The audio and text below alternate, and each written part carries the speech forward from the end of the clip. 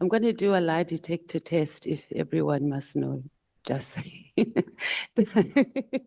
Apologies. May It's my I first just time. correct something? It's Sure. just, if I may speak to, I think you raised it, about the Kumalo issues, apparently in the News 24. That time has expired. Okay, Look at Honorable Martha. I will do that. I wanted to just point out. Honorable his Colored FD. Bonnet wants to use up my time. I can see. I'm watching. I assure you, your Good time only morning, starts Honorable now. Colored Bonnet. Let's go quickly. I don't have that many questions, actually. Your first meeting with the evidence leaders was when? Yesterday, You only had one meeting with them. another one this morning. Okay, and how long did it last for? 3/4 of an hour yesterday, about half an hour this morning. So about 45 minutes or 3/4 of an hour. That's just over an hour, ma'am, hour and a quarter. Yeah, maths was not my best thing. Okay, got it. Thank you. At the beginning, our committee was very hot regarding you recusing yourself. At any point, did you consider voluntarily stepping aside? No, And did you think that the mandate was of national importance of this committee? I think the mandate of this committee Was of national importance. So do you think that a procedural dispute should have led us to a point where we discussed this to an extent where we had to get legal advice, that the DA had to get The legal members advice? are complaining that your microphone is low. Imagine mine of all things. It never happens. Must be witchcraft happening here. I'm joking. So the backstory of what I'm saying is that this committee is of national importance. Your presence on the committee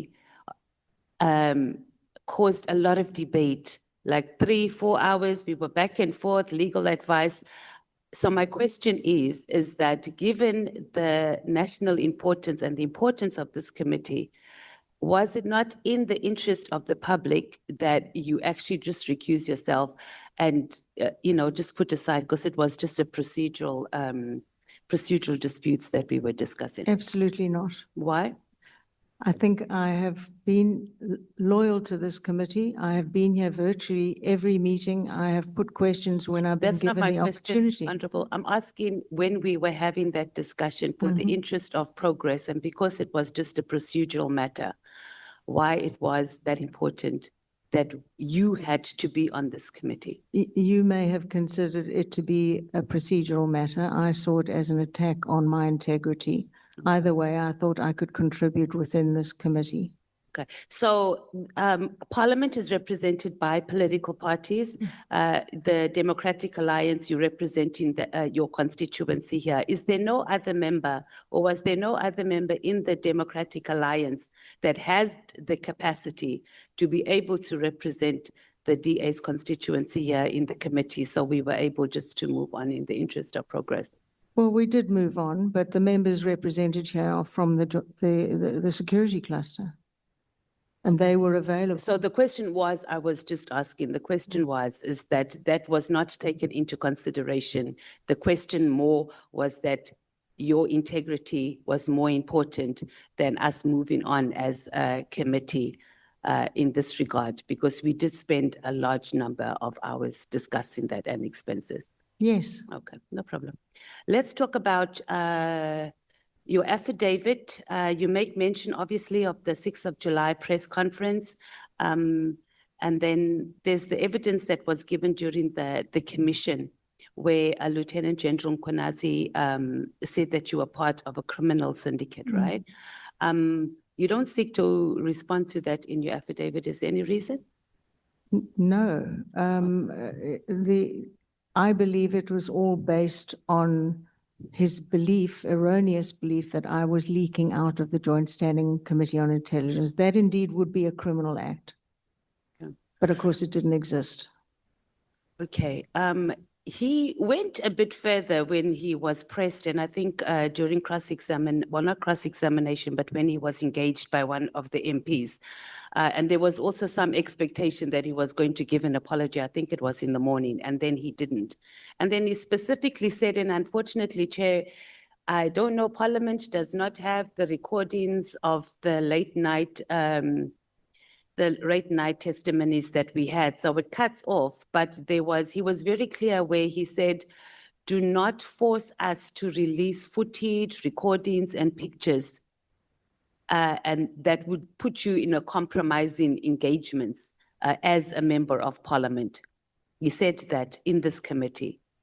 Do you remember that? Yes, he made many threats. I don't know if members that of was Parliament. necessarily a threat. He just said, don't force us to. I don't think that's a threat if he's saying he's releasing information. A threat is more on someone's life. But let's park that. We take it that you see that as, why would you say that he would respond like that under oath, given his vast experience in SAPS, just be angry and say something like that if he does not have some sort of information that could be released?